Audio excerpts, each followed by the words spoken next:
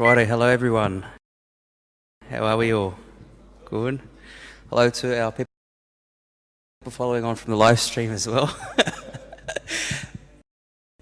Yeah, there's a live stream. This is why we speak in the mic, even though there's only like 5 of us, but hopefully the numbers will grow eventually.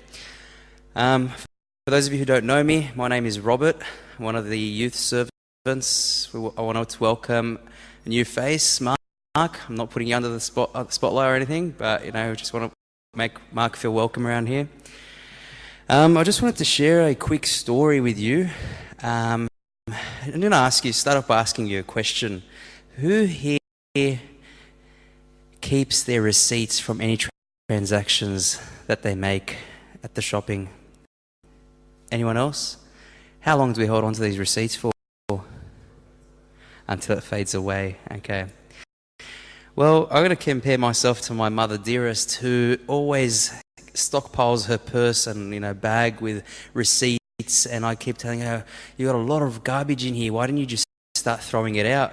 She's like, I've got to check it and align it with my bank statements, and I always say to her, oh, there's no point, the banks won't get it wrong, don't worry. And then I didn't really quite understand the concept of why she would hold on to these receipts. And then every month come along, she'd sit in the living room, and then she sits on the floor, pulls out all the receipts, she's got the bank statements printed out, and starts matching each receipt with the bank statement. I'm like, oh my God, what a headache. This is going to take her hours and hours.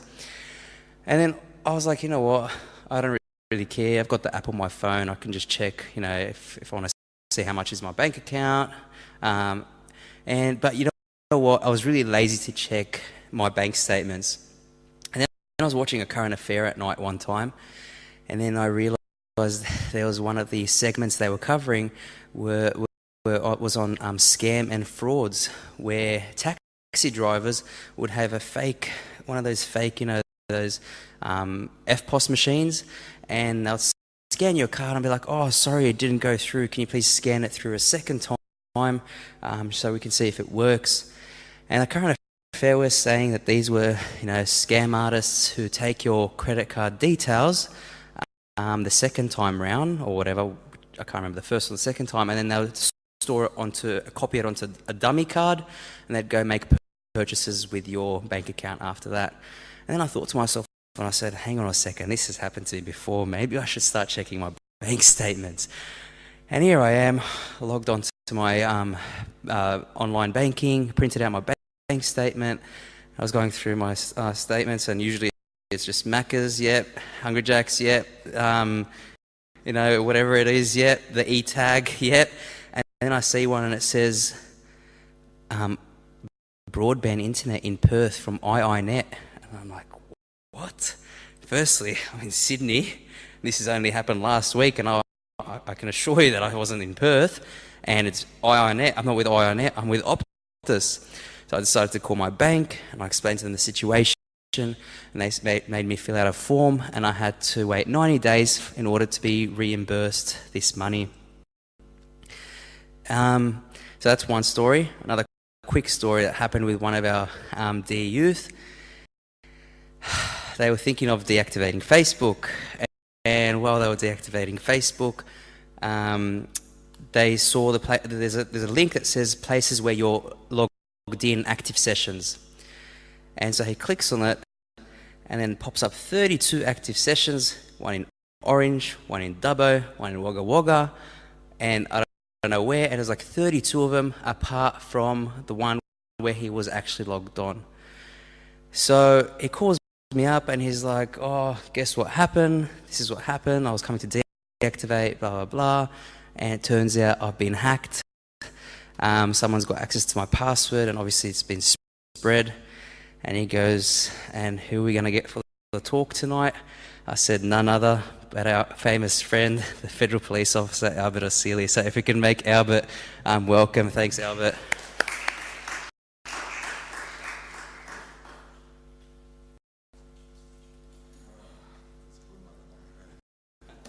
So, hi everyone. For those who don't know me, yes, my name's Albert Osili. Osili is good. It's all pronunciation. So I've been in the Federal Police for about 15 years. It's been a long time when I actually say out loud. Makes me feel really old. And I've been in all sorts of areas. I've done drug work, counter-terrorism, money laundering, all that sort of thing. So when I know the same dear youth who told that story, and when I heard the story, it's not an uncommon one. And so for the gentleman who was talking to me about it, he felt that it was, he thought of himself as quite savvy, technologically wise, and he thought that something like that would never have happened to him. And it was by chance that he saw it. So it wasn't basically through his own, active behaviour that he was looking out for these things. So he called me up and said, Albert, I can't believe what's happening. And then the police switched on and, oh, well, you probably know, was it an ex? Was it a bad friend? Did you go to Wagga? And lo and behold, he could say he never travelled to those places. He's never provided his username or password. And then I just started to go through things like, did you have an iPad?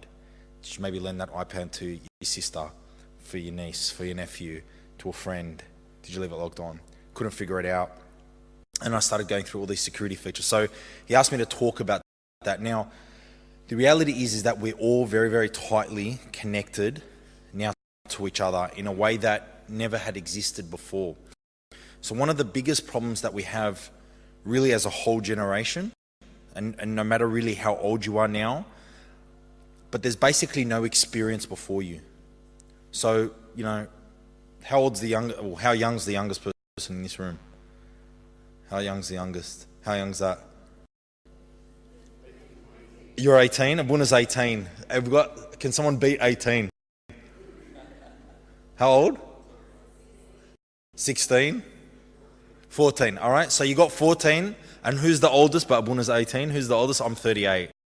So you're younger than me, Abuna. So from 14 to 38, we've all got this lifestyle where we've got social media accounts, we've got emails, Facebook, Insta, Twitter.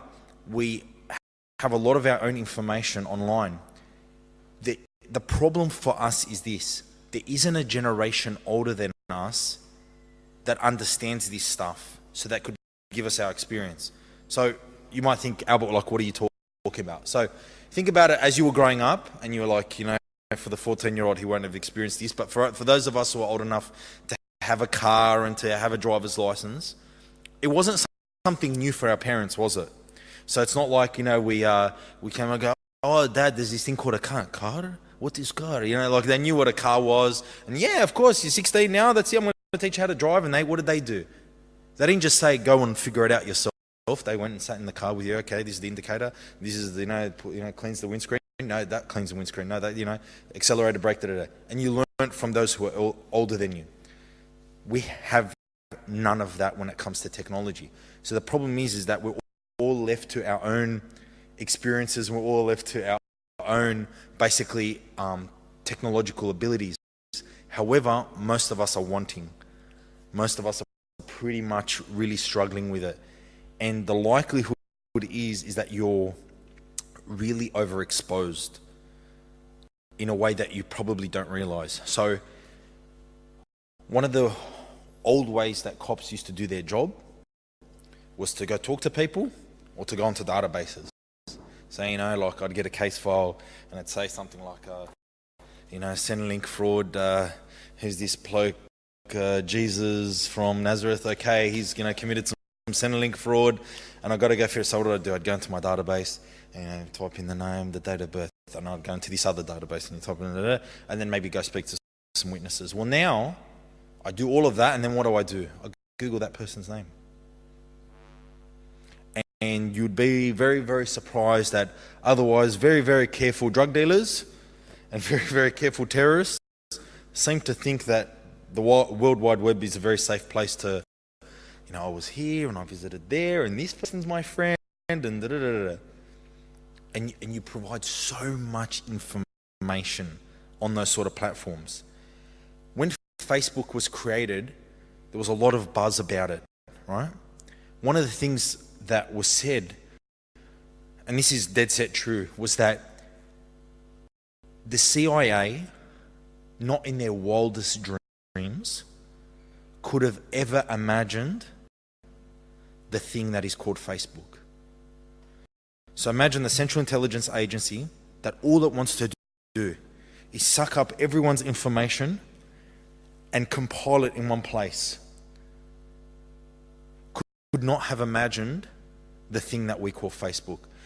And if you want to think about how deep it is, and I'm thinking like with my police mind, here you are, you and you and you and you and you.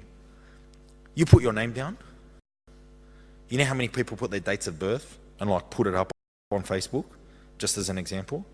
And then you take a nice photo of yourself, like a 2 days old photo, and you go, here it is, here's me, this is what I look like, this is what I look like on side on, and this is what I look like on this side, and this is my front profile, and and then this is my wife, and this is my husband, this is my boyfriend, this is my girlfriend, this is my sister, and this is my brother. And this is my mum, and this is my dad, and this is my mum's maiden name. And this is the hometown that I grew up in, and this is the school that I went to. And these are my friends, and he's my friend, and he's my best friend, and I've known him for 10 years, and this is my favourite sport team. And this is my dog, and my dog's name is blah. And you just compile all that information and you give it to the world. But what you don't realise is like you have your reason for it, right? But other people can have other reasons for it. What I'm also astounded about when it comes to the way we reveal ourselves is that we never think not only what are we giving, but how others can use it. So for myself, ever since I joined the AFP, I've had to be very careful about the sort of information I provide. Now, there are some cops that, for example, don't have Facebook. No, I don't have Facebook. No. And they go dark. They think they're like Secret Service spies. I don't know what's going on, right? Even though, like, when I come up to a person, I give them a badge. Here's my name. Here's, I have to reveal who I am. But anyway.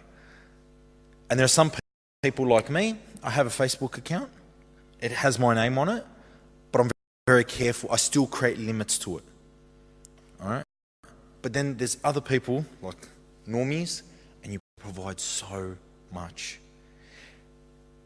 And the way it connects in all the aspects of your life is a lot more detailed than you realise. So did you see how when I was talking about Facebook and I say, you say this, and you say this, and you say this? Think about in the place where you want to be secure. For example, banking. I'm just saying, so banking's here, so think about I have a card, and I have online banking, and I have internet banking, I have a username, and I have a password. Okay, now let's go to Facebook. So what might you, just as an example on Facebook, what might you provide? Like what information might you provide? Your name, your date of birth, and I've seen this. I've actually seen this with otherwise intelligent people, right? Name, date of birth, hometown, school. This is my mother. This is my pet. This is my pet's name. This is my favourite sports team. This is where I work. Maybe you post a couple of photos. This is where I had my birthday, having a party at home. Right-click properties metadata. Oh, that's the suburb. That's the GPS coordinates. So now I know exactly where you live. Okay, so that's all the information I can get from Facebook. Now let me take it back to the banking. Now, if I wanted to plonk your name, or I only had your credit card, or I only had some detail, what are the sort of security questions it asks? What's your mother's maiden name? What's the street you grew up in? What school did you go to? Da, da, da, da. And then you realise that you just gave it to everyone. And you might think, but I'm smarter than that, Albert. I'm smarter than that. But you don't realise how bad it might be. I want you to all do an exercise for me tonight when you go home. Please don't do it now while I'm talking, but after. I want you to search for you. I want you to go home and just with a very basic bit of information about yourself, try to find out how much you can find out. Now, it's a bit tricky because of all like the way our computers work and how they're all interconnected. So maybe you have to, I don't know, set up another profile on your computer computer or whatever, so you don't auto log into Facebook. I just want to take something as simple as your first name, your surname, and say Sydney. Okay, so I want you to imagine that you meet someone at work. How you going? What's your name? Oh, my name's Albert Ostley. Oh yeah, where do you live? Yeah, I live out west. Yeah, I'm from Sydney. Where? Google yourself and see what you get. I remember I did that when I joined the Feds, and I got a bit surprised because, of course, what was there? St. Damiana soccer team, 1994 champions, Macquarie Fields, and Albert Ostley. And there's my photo. And then there was another thing. St. Damiana website, Albert Ostley. I said, oh man, I'm trying to keep myself so quiet and secret and who I am and where I'm from. But there was what? Let's think. Confirmation of my name, a picture of me, and a confirmation of what church I go to. So if someone wanted to find me, is that information I necessarily wanted to give to someone? Maybe, maybe not. Maybe I care, maybe I don't. But it's there. And it's something that's a lot more difficult to control as we become more interconnected. So the problem is that we no longer dip our toes into the net. We no longer go, oh yeah, I might do a bit of Facebook here and I might do a bit of this there. It becomes everything, doesn't it? It's almost like you can't, imagine you went to a job now, like a job application, someone said, oh, you on social media? No, I don't do social media. You'll get looked at like you're the weirdest person. How many people are on LinkedIn? Especially when you come up the ranks in your professional sort of work. And it can get really scary.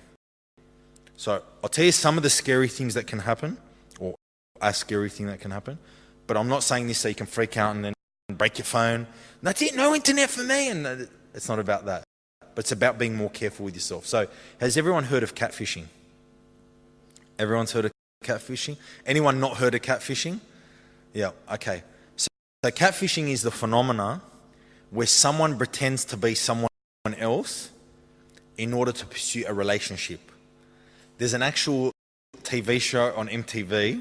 For those of you who don't know, this is where it actually originated, the term. So there was this guy, young bloke, had Facebook, was in different groups, and he basically liked someone's comment. The way he tells the story, oh, she was a beautiful woman. I think she was like in a rock band. She was. Like you see the photos of the show, she was a gorgeous woman. And Taz, he said, oh, this is great. I like this girl. She's gorgeous. I'm going to message her and talk. And they got chatting. And in about 3 or 6 months, he basically I'm in love. I'm in love. She's connecting to me. They speak over the phone. They exchange numbers. Every time he wanted to do like a video call, she had an excuse. Oh, my camera's broken.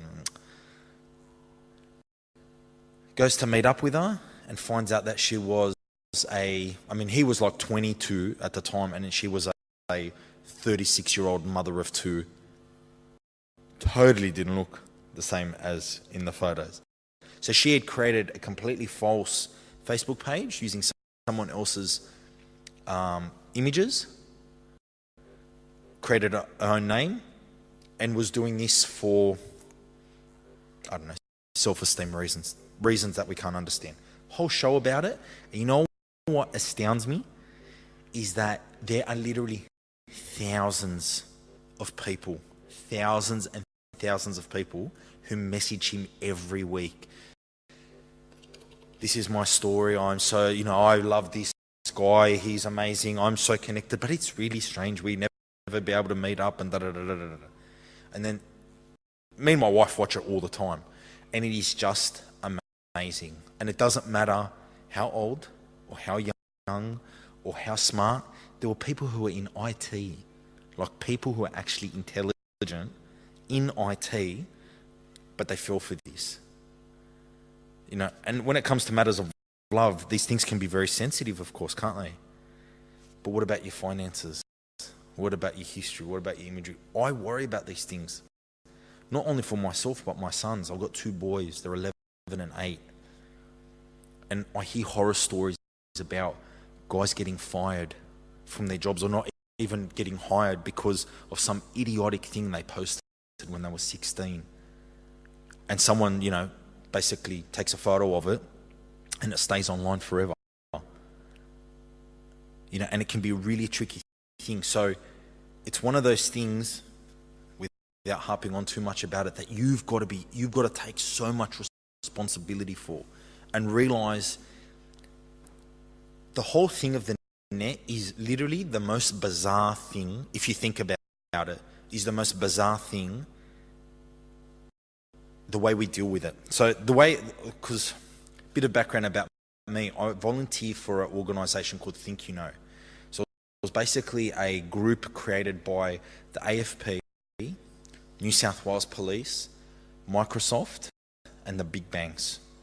Because there was a realisation that there was basically a separation of information from us experts who use technology all the time and the general public. And I've given like 50 talks all over Sydney to schools and parents. I'm absolutely amazed. I am absolutely amazed about how limited some people's knowledge actually is. Without a doubt, the scariest thing I ever had was, I was talking about phones. They take photos, and and you can also access the internet. And one mum went, "Excuse me?" I said, "Yes." She goes, "They can access the internet." And everyone just sort of paused, and all eyes were on her. And yep, they can access the internet. She went, "Because I just bought my daughter an iPhone. Can the iPhones access the internet?" And I said, "Yes, the iPhones can." She went, "No one told me," and she freaked out. So obviously there was this thing that she would otherwise control in her household, her daughter's access to the internet, that she had no idea about when it came to the phone. And there is this limitation about what information can happen through here and what you provide out there. And again, one of the funny things about the way we use technology is, unfortunately, we don't treat it with the respect it deserves. And what I mean is by this. If I went to a zoo, right? I'll give you an analogy. If I went to a zoo and, I'm sitting on one side of the fence and there's some animals over there, I think, okay, that's all right. The lion's over there, I'm over here, that's fine. If somehow I found myself in the lion's cage, would I behave the same way if I was outside? I wouldn't, right? The problem is people treat the net and treat technology like a zoo.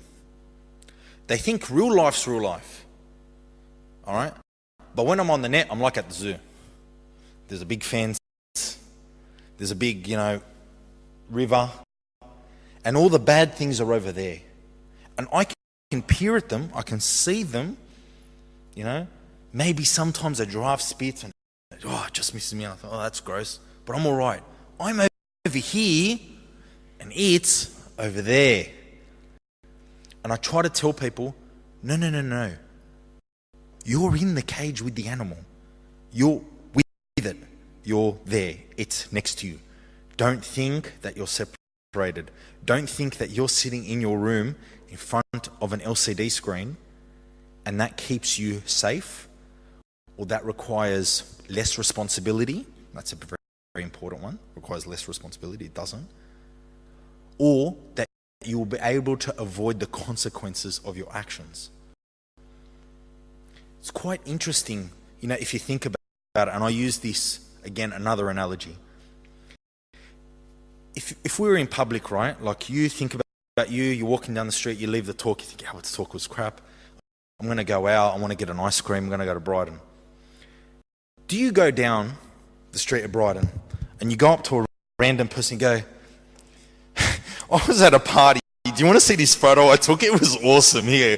I was hanging out with everyone. Look at it, it's really great. See what I'm doing? Yeah, that's a new thing. I don't think you can do that. Do you do that? Do you do that? Does anyone do that? Would you do that? Do you go up to random people and go, I have a new dog, its name is Jonesy, it's beautiful, it's just about this high, and because you're the closest, that's why I don't want to go walking too far. You don't do that, do you? Because people look at you weird, and there's the logic aspect of, that's information I don't want to provide to you. Like, I don't want you to know that about me. But then you think, and it's funny, you think, okay, that's obviously idiotic, Albert, I would never do that. But then what do people do when they get home? What do people do when they get home? Oh my God, new dog, so cute, Jonesy, me and him, best buds forever, send, forward, post, tweet, Insta, Snapchat, Facebook, world to see, world to know, I need everyone to know about it.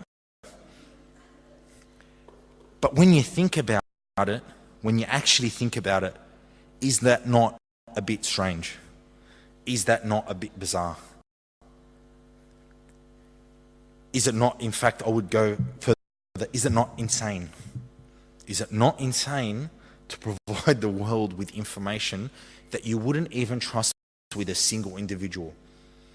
I mean, if you were walking in the street and you saw this person standing in the corner, you thought, you know what?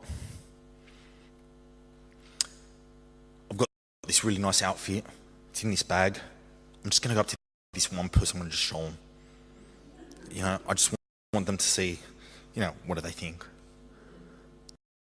And if you knew it was just the one person, you wouldn't do it. You wouldn't do it. Not because you care about what they feel, because you think this is inappropriate. But why to the world? Just think about it. Why to the world? And there can be a sort of answer back, but Albert, is that something that's really serious? Like, so what if people know what my dog's name is? So what if people, I don't know, see what dress I'm wanting to wear to my formal? But the reality is that it is important, because it never stops there. It never stops there. The likelihood is that you'll keep going. You'll keep sharing more and more information. And I'm telling you, as a cop, my ability to obtain a very detailed profile on you, just based on what you provide on the public, is nothing short of amazing. In fact, I was just dealing with a case, a very, very, very big drug case. All right? And, you know, normal police things, we have surveillance, and we're intercepting telephone lines, and you know, we're you know, put listening devices in places, and we're doing what cops do. We're gathering as much information. And I tell you, I promise to you, that 10 minutes on Facebook told me more than 1,000 hours of listening to someone's telephone. I'm telling you that as a fact, as my experience, as a fact. There were relationships, there were bonds, there were dynamics I couldn't understand, I couldn't even have thought existed if it wasn't for what that person just provided in public to everyone. So imagine that's a criminal. So that's a drug dealer who's actively trying to live a life of being hidden from the police, and they make that mistake. What about you? You're all innocent. None of you are criminals here. None of you are thinking, "Ooh, should I talk? I don't know. I don't want everyone to know." You're not thinking that at all. So how much more are you sharing with the world? Again, you might say to me, "But Albert, it doesn't really have anything to do with, you know, work or whatever." But you don't know that. The reality is you don't know that. And as I always tell people, the net has a perfect memory. It never forgets. Just as an example, Facebook, you know, when you know the terms and conditions when we buy things or when we join things that none of us read? You know, those terms and conditions that none of us read? And they say, you know, if you want to join Facebook, and you're like, yep, down, scroll, accept. All right? Just as an example, do you know Facebook owns everything on you? Did you know that? Not everyone does. Who didn't know that? Who didn't? Yeah. Be honest, like, it's okay. I didn't know that. They own everything. So that actually means that regardless of whether you deactivate your account, every phrase every message you've sent, every site you've visited, every page you've liked, or every photo you've uploaded is owned by Facebook in San Francisco. It's owned by them. And they are allowed to do with it whatever they want. So that actually means that you could deactivate your Facebook page tonight and in 20 years find a photo of yourself on some ad. And it's actually happened. Because Facebook own your images. And they oh, that's a really nice picture of two people at the beach. I'm going to use that for an ad. And they use it as an ad. No. That's part of the terms and conditions. Pardon? It's all social media. All social media. Okay, so let's think carefully. Why is Facebook free? I want to ask you, and I'm not picking on Facebook. I'm just using Facebook because it is so popular, because in all likelihood, if any of us have social media, it's going to be Facebook rather than anything else. Can I ask you, is Facebook free? Ads. So exactly, you just touched on it. So Facebook is free. So the obvious question is, well, how do they make money? Okay? They don't do it like Mark Zuckerberg is in there going, I just really want people to connect. I love relationships, and dog photos are so cute, and he's not doing it for that, is he? He's a billionaire for a reason. Yeah?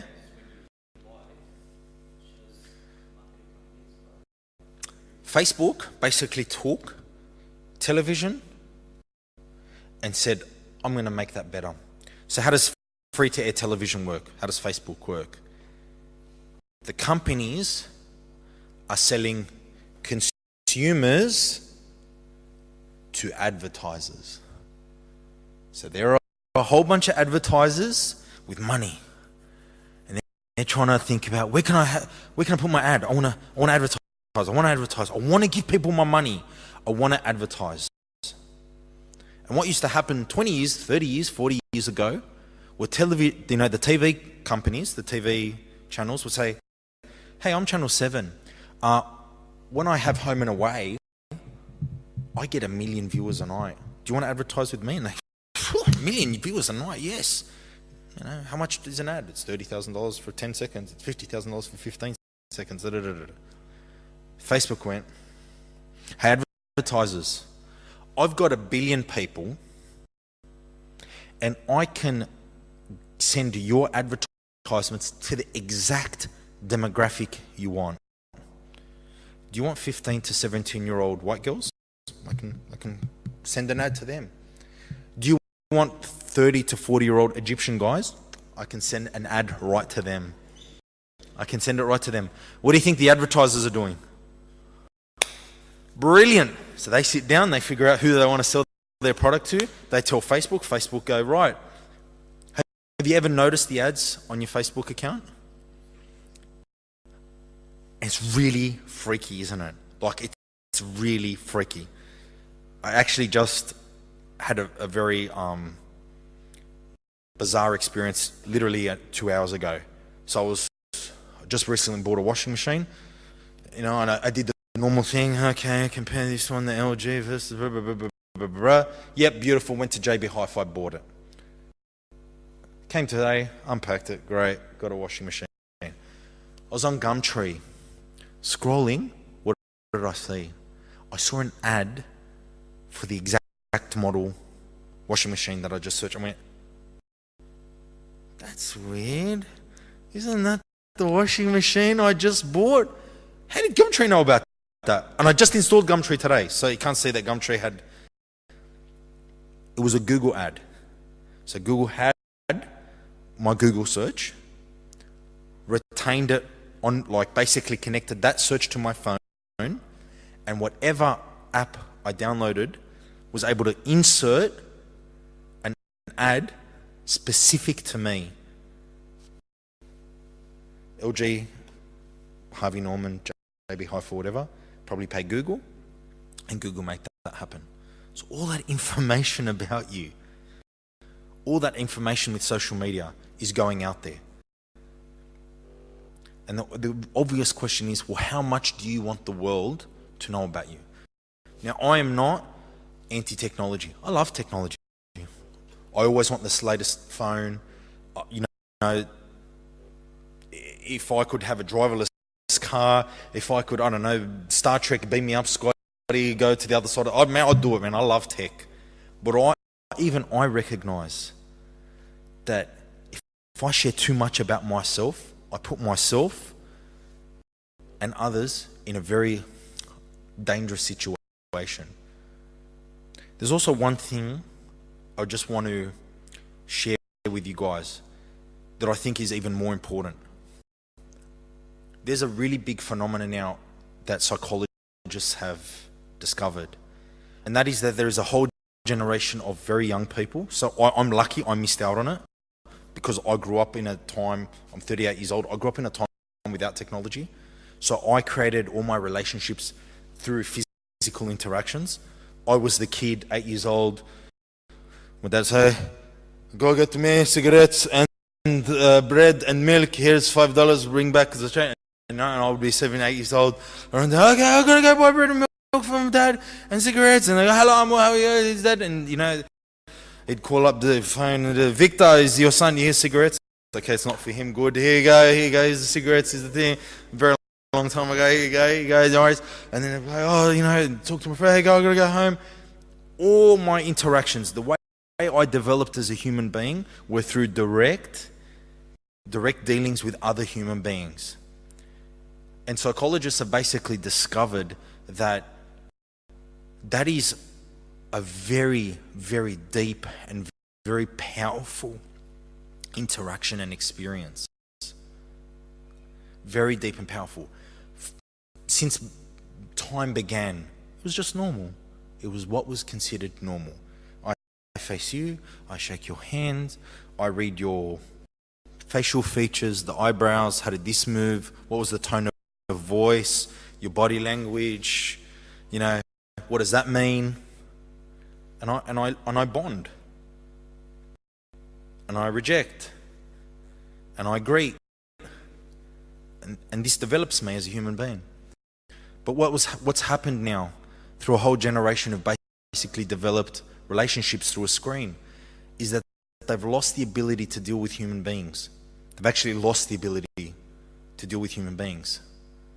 So for those of us, for those of you here who are a lot younger than me, who you find that a lot of your relationships are created through this, that's something that you need to realize as well.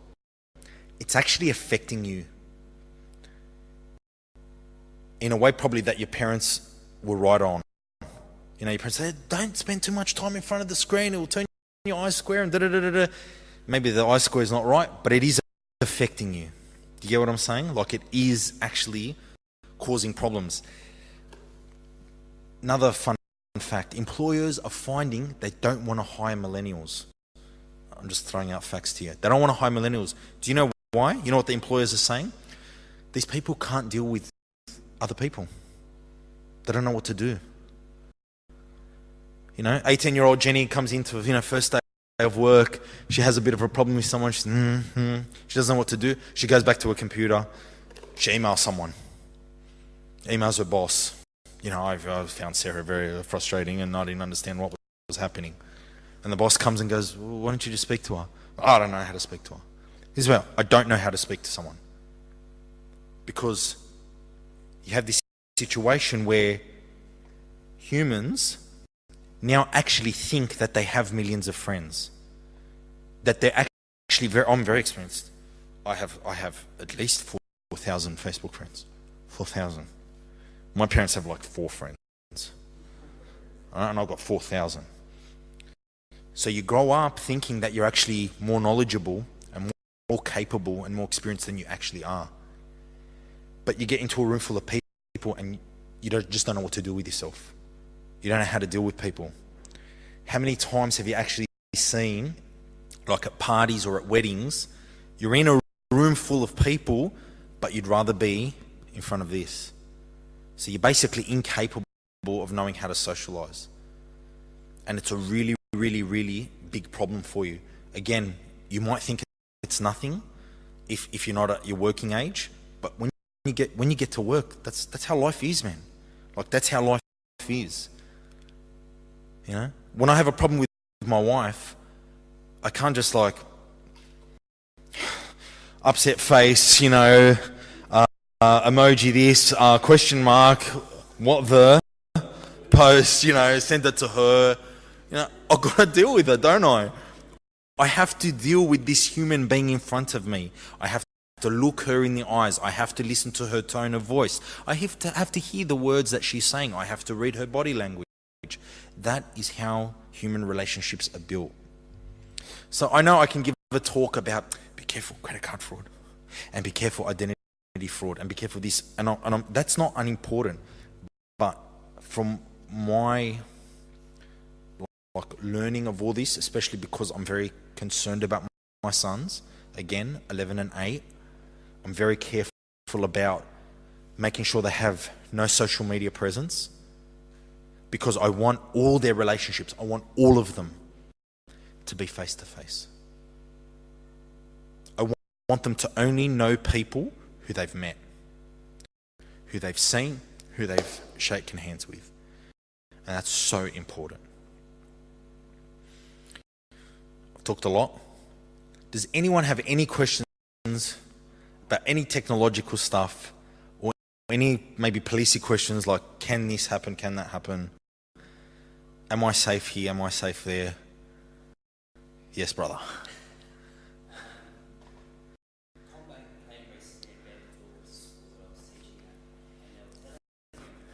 I think that was the same program, the Think You Know program, because we do it with Comback as well.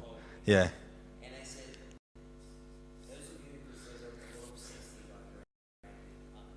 Massive problem, man. Massive problem.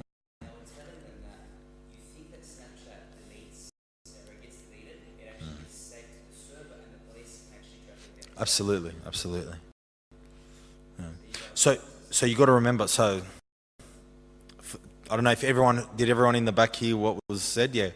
So again, all these companies own the products that you provide, like the information that you provide. And of course, as police, that's exactly what I do. I have the ability to go to Gmail, Hotmail, Facebook, Twitter, and send freezing orders to basically say, I want this information. Now, for those in the room who might think, but I'm not a criminal, Albert. Like, I'm not a criminal. What do I care if the police can access it? But you've got to remember, if police can access it, means it is there.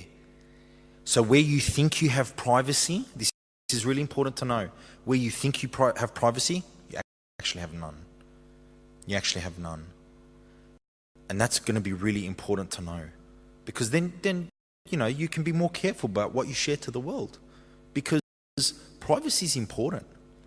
You know, like, I remember being a kid, like everyone here. And what did mum dad tell you about stranger danger? All right, when you walk down the street and someone says, what's your name? You don't tell them your name. And when someone says, who's your mum and dad? You don't tell them. And I remember this, you know, this is going back. And when someone asks, where does mum and dad keep the money from their wages? You don't tell them, because back in the day, you used to get cash and, you know, and they kept it in a little envelope, and it was always in the second shelf to the right. I remember this in mum's room. And you know what's funny? This was family information. I remember this lesson, and I tell my sons, I teach my sons exactly this lesson. There is we are family, and we have family secrets. Where mum and dad keep the money, that's the family secret, isn't it?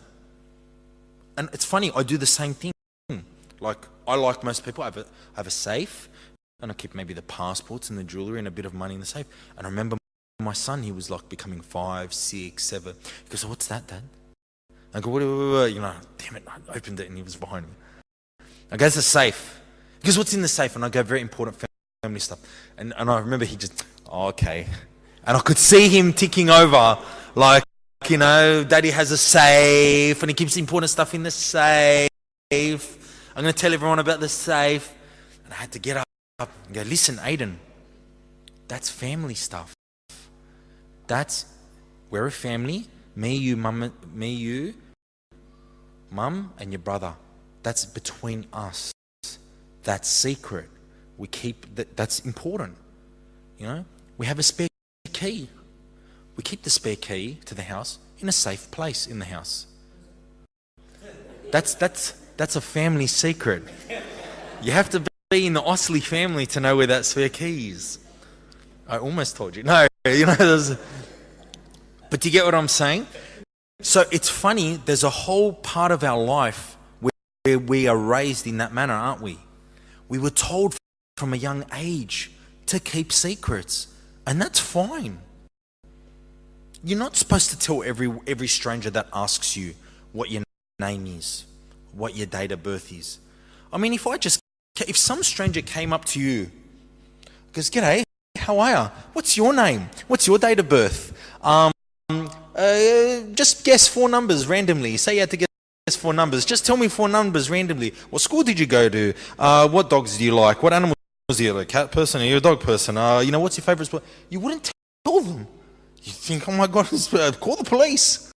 This bizarre human being who wants to ask me all these questions. Why do we provide that to the world? Why do we feel the need to share that with everyone?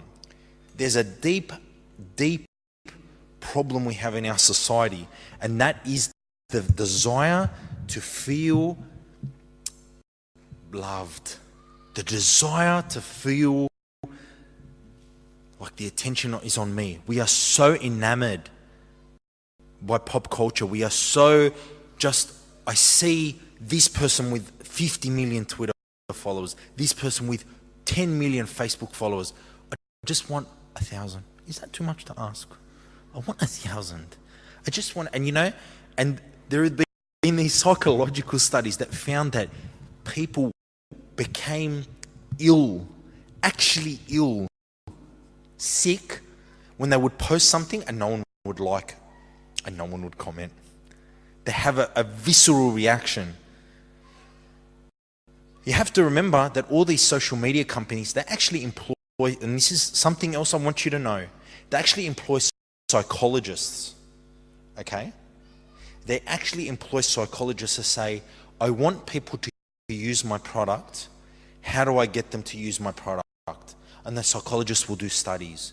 Okay, 18 to 24-year-old girls, this is how they work. 18 to 24-year-old boys, this is how they work. Adults, 30 up, this is how they work. And, and preteens, this is how they work. And so you'll find, do you think it's any accident that Facebook has gotten more popular, or Twitter has gotten more popular, or Instagram has gotten more popular, or any of these apps have gotten more popular? It's not guesswork. It's not that they're just, I don't know, let's just throw the whole likes thing. The whole likes thing is genius. Think about that very simple concept in Facebook of liking something. They gave you, if you remember initially, one option to show your reaction or feeling towards a thing. And I actually read about this. There was, in the early stages of Facebook, and this is just a side thing, early stages of Facebook, they had an up and they had a down.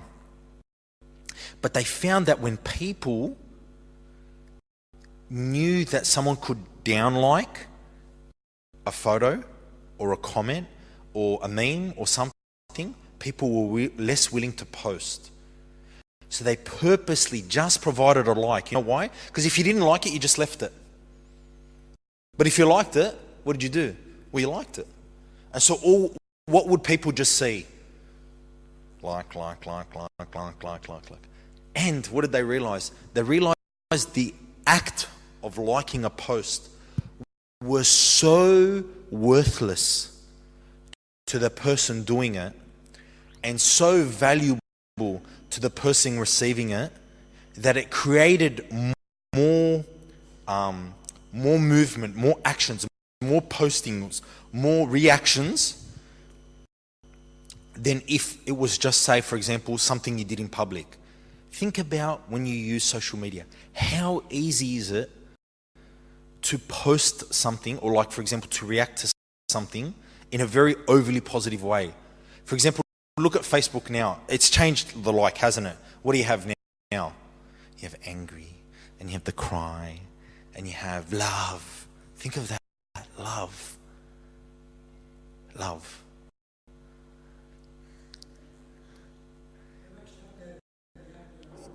That's right.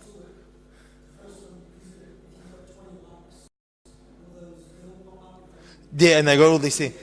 And it's very visual, isn't it? Think about love. What do I have to do if we were face to face? What would I have to do to express to you that something you've done causes love in me? What would I have to actually do? Think about the difference. I just realized, like, think about just how on different planets these sort of realities are. So say a Buna comes and goes, hey Albert, I've been painting. You know, I think of myself as a bit of an artist actually. And I've spent 20 hours just, you know, I've done this painting, it's beautiful. It's a saint, I'm not too sure who the saint is, but it's a beautiful saint. Marcos, I can read the Coptic. So if I actually loved the painting, all right, what would I have to do? Would I just go, yeah, I love that. I wouldn't do that, would I? He'd be in front of me. He'd see my facial features, and it'd be something like this. Oh my God, Abuna, that's amazing. Wow. Oh, I love that. I'd go up to it, probably look at it, touch it. I'd go, how long have you, and what do I do? I'd have a conversation with him. How long have you been doing this, Abuna, for? Oh, well, I've been doing it, you know, I painted this. This took me 14 hours actually, but I've been painting for about 20 years. That's amazing. Do you have any more painting? I mean, I love this. Is this for you? I'll buy this right now. Think about everything that I just did in maybe a minute or 2 minutes, how meaningful that is. Face to face, he could see my facial features, he could hear my tone. I spoke many words, I went and touched the thing, he could see that. And the emotion I would conjure up in him, I would create in him, would be very powerful, wouldn't it? You would imagine that it'd be very powerful. Let's compare that to Facebook. Abuna posts up that photo. Yeah, been working on it for 14 hours. Pretty awesome. Hashtag Coptic life. Okay? And what do? Love. Love. And then I might comment, if there was like a double love, I would double love it.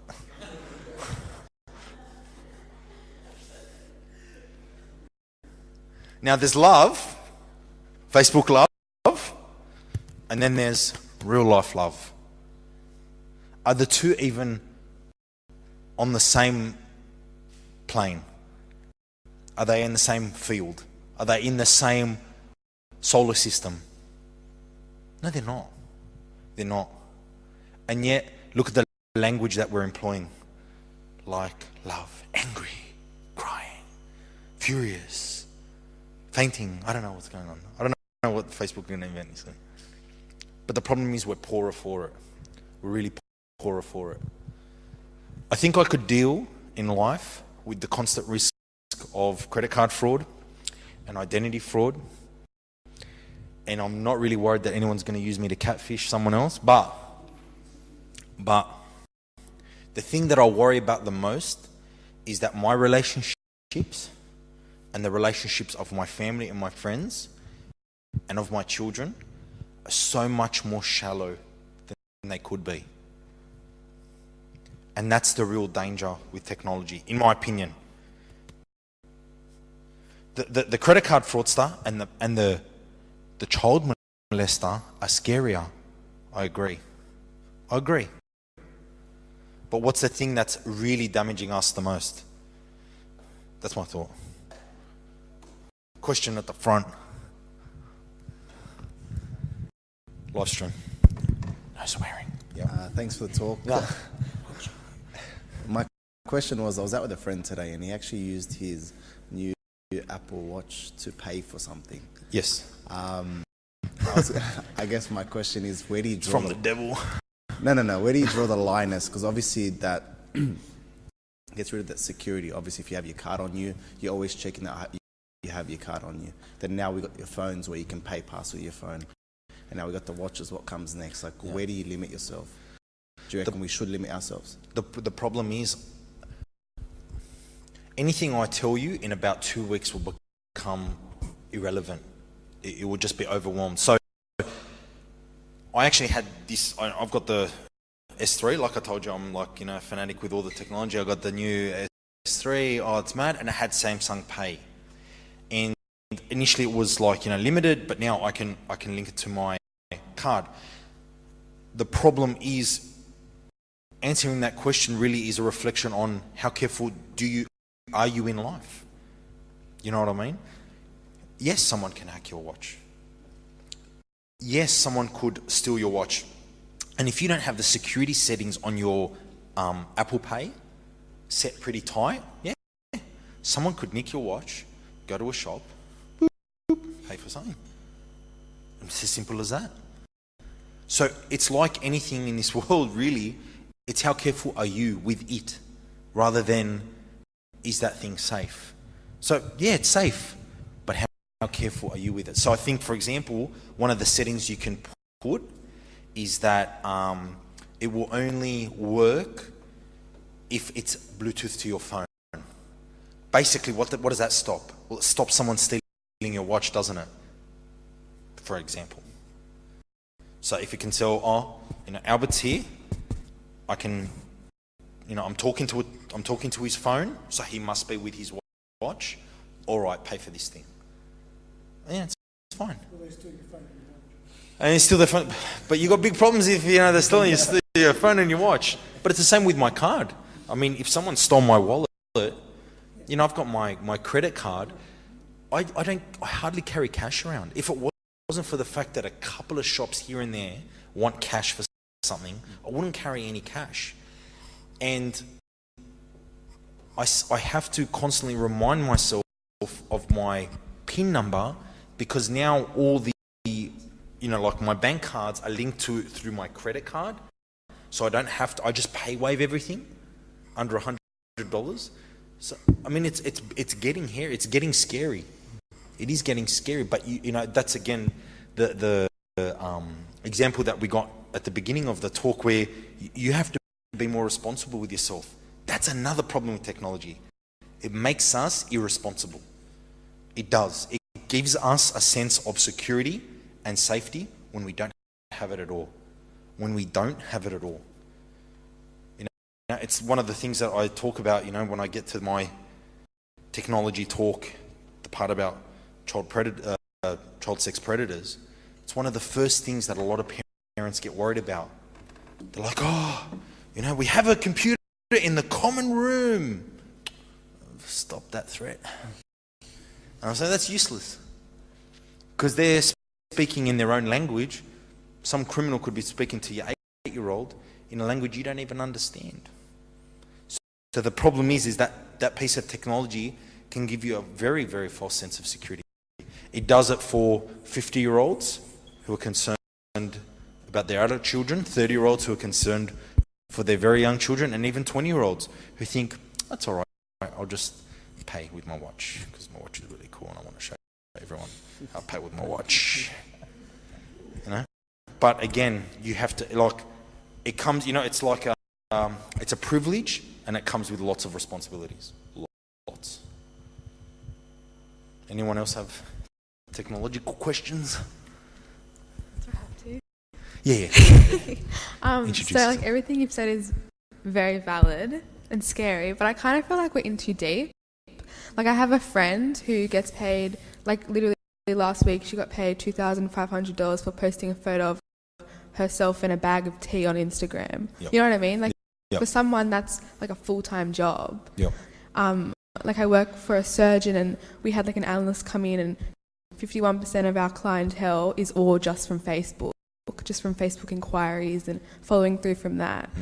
So for you to say I'm not having a go at No, not but at all. for you to say not having your sons on social media and stuff. At this age, at 11 and 8, oh, yeah. True, okay. I thought you meant ever. No, not at all. Okay. Not at all. Yeah. obviously that's going to end up being a part of the way they socialize, and it's going to be a way that they create funnily enough, the way they create a footprint, Yeah. like basically a worldly footprint. You know, there's talk now where people are being advised, don't cut off your children from social media, but create a really positive social media footprint.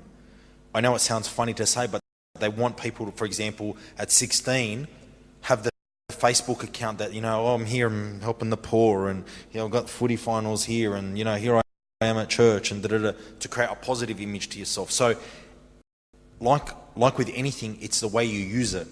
So, my view isn't to cut technology out from your life. It's to realize that it's a lot more powerful than you think. Yeah. Respect it. Really respect it. Remember, you're not at the zoo on the other side of the glass. You're in with the animal. And when you think like that, what do? You respect the situation that you're in a lot more. And so I agree with you. Yeah. There is no pulling back. You can't be a Luddite. You can't be like, you want to be an Amish? By all means, go ahead. You want to live that life. Yeah. You know, even the abunas in our monastery aren't completely anti-technology.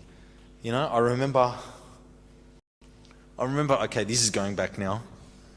I remember it was September 11 had just happened.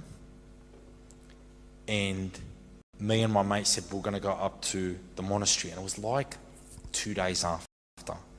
So, we're going to go and we're going to tell Abuna. And, you know, we'll be the first ones. And we went up to him and, Abuna Pavlos, how are you? Oh, good. Did you hear what happened in America? And he goes, yes. I go, how did you know? He goes, I read it on the internet. So Abuna Pavlos of the monastery has the internet. You know, and I can't fault him on that. Even the monk in the monastery. You know what I mean? So yeah, we're very much embedded in it. But it's again how we use it. We disrespect it when we're like, I'm not checking my bank statements. We disrespect it when we don't check security settings. I am amazed at how careless we can be. And not only with ourselves but with others. So again, when I joined this Think You Know program, another Albert story. When I joined this Think You Know program, we have, you know, like the PowerPoint, and did you know? And and of course I'm like, oh my God, do I know that? Oh yeah, I don't know that. And I go to the next page, do I know that? Oh, I don't think I know that. So one of the things was, did you know that your phone, it's automatic settings when you get a phone, right? A brand new phone, is that it will automatically tag all photos that you take with the GPS location automatically. So of course I pulled out my phone. What do you mean it's the GPS? Oh my God, it's the GPS coordinates are off. I'm like, no one's going to be able to get my GPS coordinates from my photos. And I thought, oh God. You know, going through Facebook, and you know, someone, like I had my son's birthday party, 7 years old, at my house. So what do normal people do? Oh, I had Xavier's birthday party, isn't he great? Photo at the front of the house, you know, with all the kids there. This was Facebook, so I was on my wife's friend's Facebook page, because she tagged the adults, and I thought, oh crap! Right click on the photo on Facebook, properties, metadata, scroll, and guess where the metadata is? What it shows? GPS coordinates. And guess what you can do on the GPS coordinates? Click Google Maps, pinpoint Albert's house.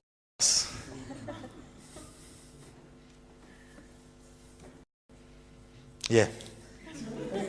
You know what I mean? Like, and I'm sitting there going, is that a control? You know, like, this is out of control. I was safe, but this other person wasn't.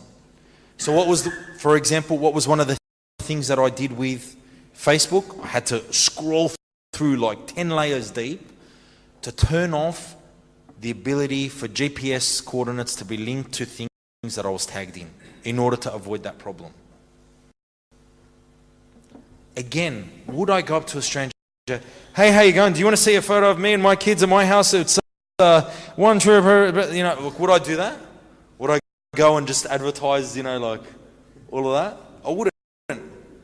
I live at 123 ABC Street, Reesby. Isn't this amazing? Look at this photo. We're at 123 ABC Street. It's great. But why do we do it with social media?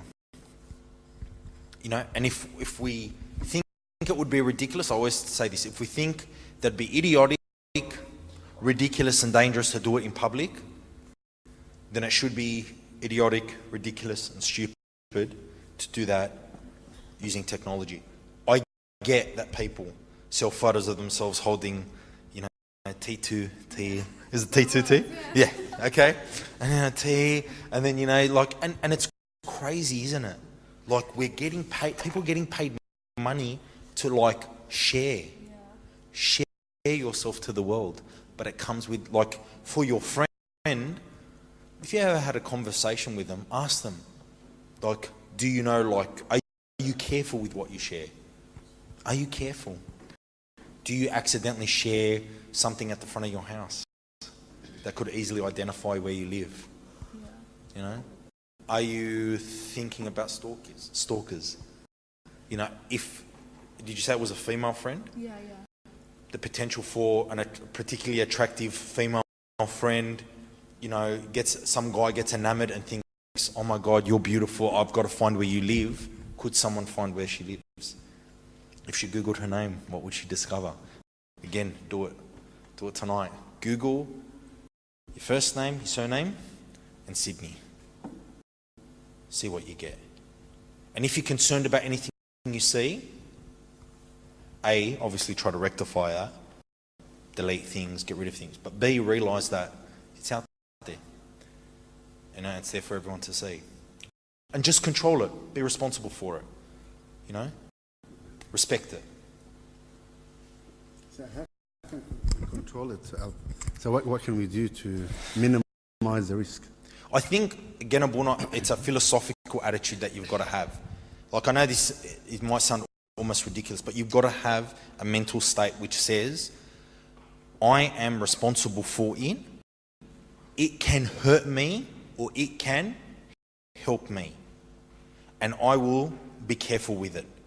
And I think if you start from there, everything that you do, like above and beyond, you'll react to it properly. Like, Abuna, if I told you, do you, when you leave the house, do you check that you lock the door? What are you going to say to me? Of course. And you're going to look at me like an idiot. Of course I check and lock the door. And you probably do what every Egyptian does. You go and you check every window, click and click and click, and you check the window. Did you check the window? I don't think you checked the window. And you go up, and because I'm like that as a guy, Egyptian guy. And my wife says, I've locked the back door. No, I have to check the back door. And she goes, I told you, but I had to check it. And I lock the back door and the upstairs window. No, someone could climb up and go into the upstairs window. That's my home. Yeah.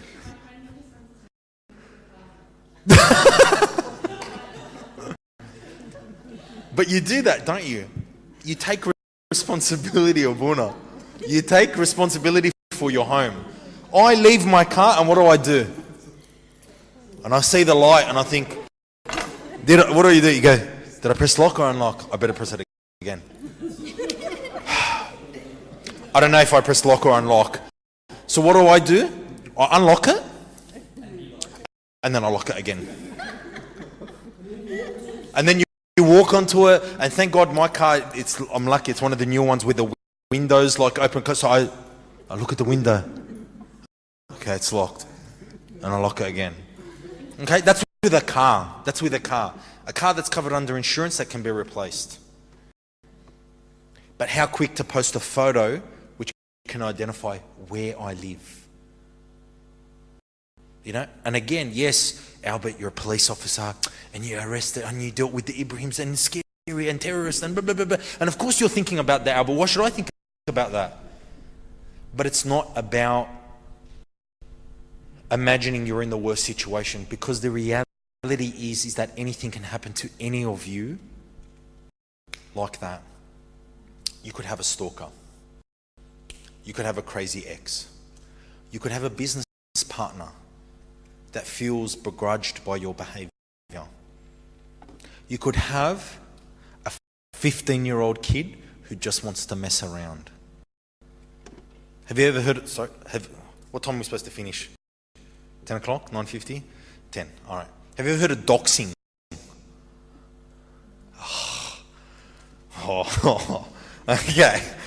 Doxing, all right, is where you obtain the personal details of where someone lives, and then basically cause, it's usually cause police attention or public attention to that person, particularly where they live. It started on you've heard of this, right? Happened to him. Okay. So what was happening was, gamers, right? We can get a bit emotional, okay, sometimes, and sometimes the younger ones who think, well, I didn't like the way you spoke to me online during that game, find out the details, because people are providing too much information on social media, the details of where that person lives.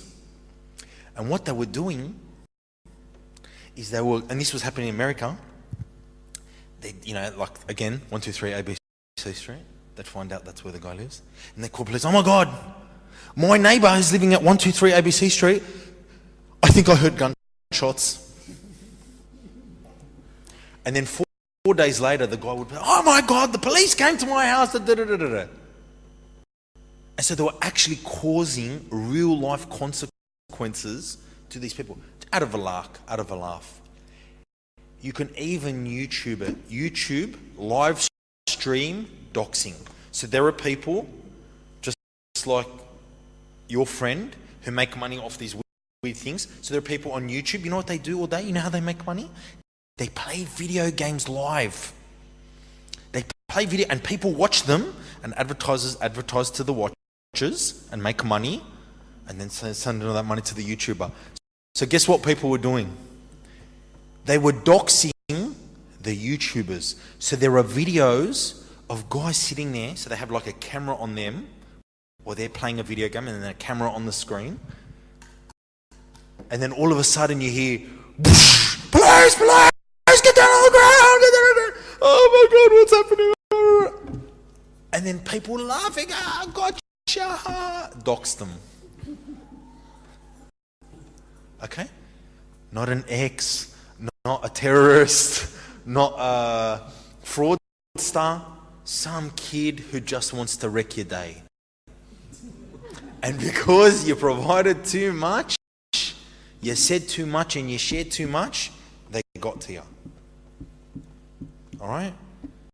You wouldn't put up a sign at the front of your house, on holidays, please speak to the neighbour if you need me. Alright? You wouldn't do that. So why do we do things like, just arrived in Bali, going to be here 4 weeks, house is empty, oh my God, so awesome, hope the dog doesn't die. My brother-in-law has a very good philosophy when it comes to the holiday thing, just as an example.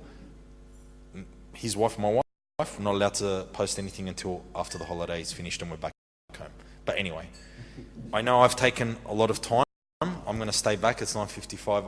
I could probably go on all night. As you can see, I like talking. But I hope that I've provided enough information about this topic to get you guys thinking. Again, I'm not anti-technology. I'm very pro-technology.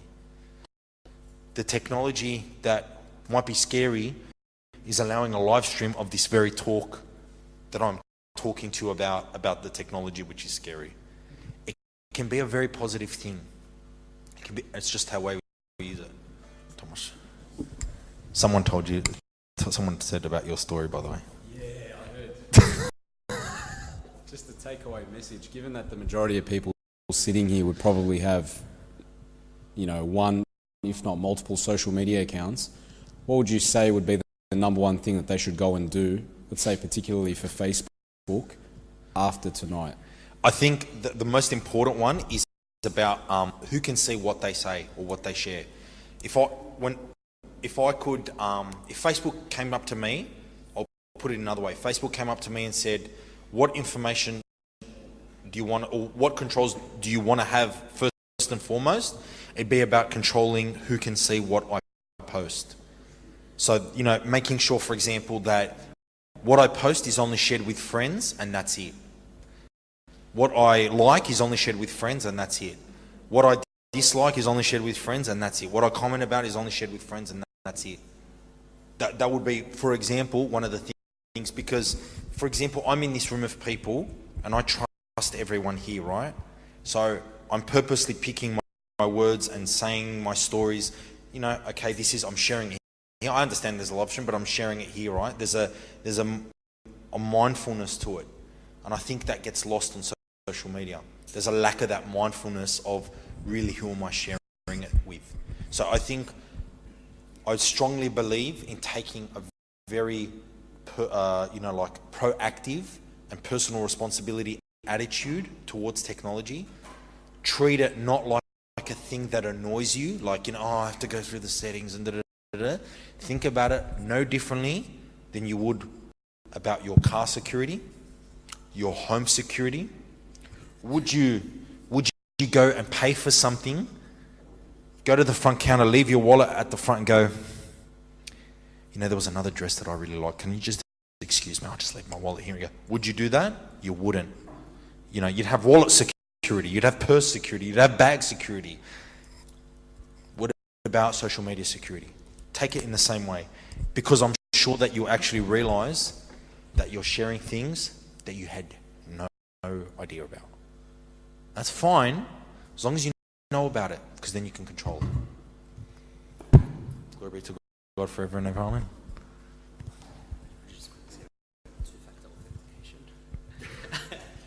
All right, so just so you guys know, on Facebook, I only was just made aware of this a day or two ago. In the account settings, there is something called a two-factor authentication. So when you log in with your password, it'll send you like a code to your phone. Just when you come to transfer someone's money via a bank transfer, it'll send you a code just to confirm that it's you. I recommend everyone go and enable it. And I think that covers everything. Abuna, do you have anything to say? Any announcements? Guys, we need to give Albert a big clap. It was a wonderful talk. Very informative, very entertaining, very everything. And on the issue, actually, I had an encounter myself with some internet fraud, even with my 15-year-old son. He's been working and saving a lot of money, and all of a sudden they called him and saying, someone's been spending your money out of nowhere. So they stopped his card and thank God, they got the money back. But there was a lot of money spent, and we don't know how. He didn't give his cards to anyone. So it's obvious it's happening everywhere you do. So it's obvious that. But I'll touch on the point on just that Albert said is why all this happening. If you look at the root cause of why are we providing all this much information, is as Albert touched on it, is because we want to feel that we liked. We want to feel that we loved. We want to feel that we accept. We want to feel that we have all these friends. And something that happened years ago, which actually shocked me, and I read that newspaper myself. If I didn't read it with my own eyes, I wouldn't have actually believed it. Is, and Albert can add to that. That was maybe 10 years ago, or a bit less, but a long time ago. People actually buy likes. People buy likes. You can buy 100 likes for $10, 500 likes for $50. I'm just saying examples. I don't know the price tag for it. People actually buy likes. Imagine that. That's how desperate people are to get these likes. People will pay money. Imagine if I come to Rob and say, Robert, I'll buy you $10 and just click 10 times. And people actually convince themselves that they have friends because of that. So the problem that is because of acceptance, and we feel that we need to have these likes and friends, we're willing to do anything. And obviously that comes down to a lot of problem is we don't feel that we actually accepted, and we don't feel that we actually we feel loved by people. And you always find that when someone who, I'm just going to a spiritual twist now, as a priest have to do that, that's what I'm, that's my job, is if you don't feel God's love for you, you'll search for that love somewhere else. That's what it comes down to. You find a lot of people who go crazy on the internet is because they're getting attention, is because they don't feel they get enough attention. There's some psychological issue, but it comes down to the fact is they don't feel God's love for them. They don't feel they're loved by God. And if they don't feel the love of God in their life, they'll go crazy. They'll search for love everywhere. And that talks about the relationship, online dating, online stuff, and there's a lot of fraud that will come with that. Is because people are hungry and desperate for love. They search for love everywhere except in the right place for love, which is feeling God's love in their life and having a relationship with Him. So please, you'll never find a safer love than God's love for you guys. No matter where else. Your close family, your relationship with God, this is where it's safe and secure. And this is where our true security is in Jesus Christ. That's where our true security is living in God. That's where you find your satisfaction. That's where you find that your self-worth. We think that we do that because we're not good enough. No, we're good enough because God loves us. We're good enough. God died for us. That's where we get our self-worth. That's where we get our value from that, not from the likes. Thank you so much again, Albert. And thanks to everyone coming. As I've been saying, please come early. People that come late, you meet